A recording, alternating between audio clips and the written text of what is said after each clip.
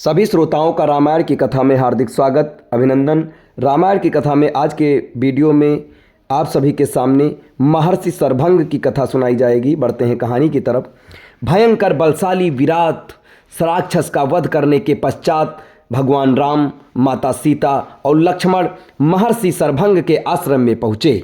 महर्षि सरभंग अत्यंत वृद्ध थे। उनका शरीर जर्जर हो चुका था। ऐसा प्रतीत होता था कि उनका अंतकाल निकट है। सीता और लक्ष्मण सहित राम ने महर्षि के चरण स्पर्श किया और उन्हें अपना परिचय दिया। महर्षि सरभंग ने उनका सत्कार करते हुए कहा, हे राम, इस वन प्रांत में कभी कभी ही तुम जैसे अतिथि आते हैं अपना शरीर त्याग करने के लिए। पहले मैं तुम्हारा दर्शन करना चाहता था, इसलिए तुम्हारी ही प्रतीक्षा में मैंने अब तक अपना शरीर नहीं त्यागा था। अब तुम्हारे दर्शन हो गए हैं, इसलिए मैं इस नश्वर एवं जर्जर शरीर का परित्याग कर ब्रह्मलोक में जाऊंगा।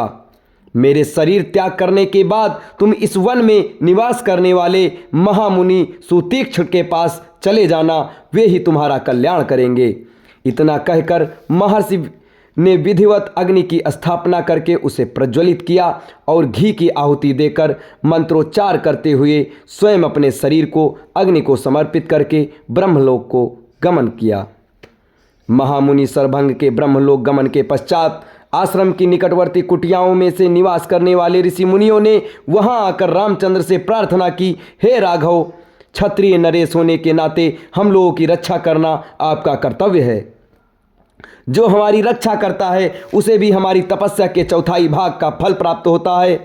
किंतु दुख की बात यह है कि आप जैसे धर्मात्मा राजाओं के होते हुए भी राक्षस जन हमें अनाथों की तरह सताते हैं और हमारी हत्या का तक भी कर देते हैं।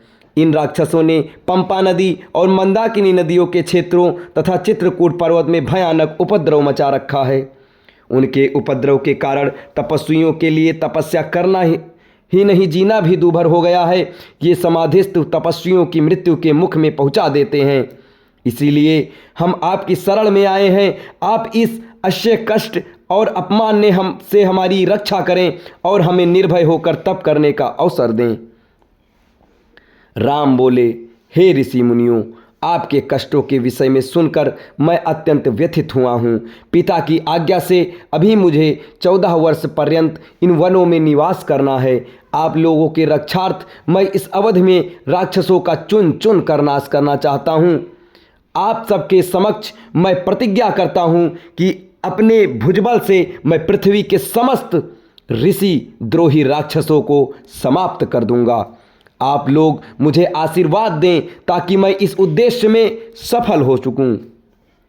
इस प्रकार से उन्हें धैर्य बंधा और राक्षसों के विनाश की प्रतिज्ञा कर रामचंद्र, सीता और लक्ष्मण के साथ मुनि सुतीक्ष्ण के आश्रम में आए। उन्होंने अत्यंत वृद्ध महात्मा सुतीक्ष्ण के चरण स्पर्श किए और उन्हें अपना परिचय दिया। राम का परिचय पाकर महर्षि अत्यंत प्रसन्न हुए। उन्होंने तीनों को समुचित आसन दिया, उनका कुशल क्षेम पूछा तथा फल आदि से उनका सत्कार किया। वार्तालाप करते करते सूर्यास्त की बेला आ पहुंची। तब उन सब ने एक साथ बैठकर संध्या उपासना की और रात्रि विश्राम भी उनके आश्रम में ही किया।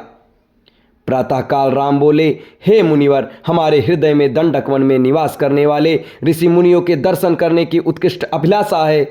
हमने सुना है कि यहाँ ऐसे अनेक ऋषि मुनि हैं जो सहस्त्रों वर्षों से केवल फलाहार करके तपस्या करते हुए सिद्धि को प्राप्त कर चुके हैं। ऐसे महात्माओं के दर्शनों से जन्म जन्मांतर के पाप नष्ट हो जाते हैं, इसलिए आप हमें जाने की आज्ञा दीजिए। महर्षि सुतीक्ष्ण ने आशीर्वाद देकर प्रेम पूर्वक उन्हें विदा करते हुए कहा, हे राम, तुम्हारी जो मार्ग मंगलमय हो। वास्तव में यहाँ के तपस्वी असीम ज्ञानी और भक्ति के भंडार हैं। तुम अवश्य उनके दर्शन करो। इस वन का वातावरण भी तुम्हारे सर्वथा अनुकूल है। इसमें तुम लोग भ्रमण करके अपने वनवास काल को सार्थक करो। अब इसके आगे की कथा आपको अगले वीडियो में बताई जाएगी। तब तक हमारे साथ, हमारे वीडियो के साथ, हमारे चैनल के साथ जुड़े रहें। धन्यवाद।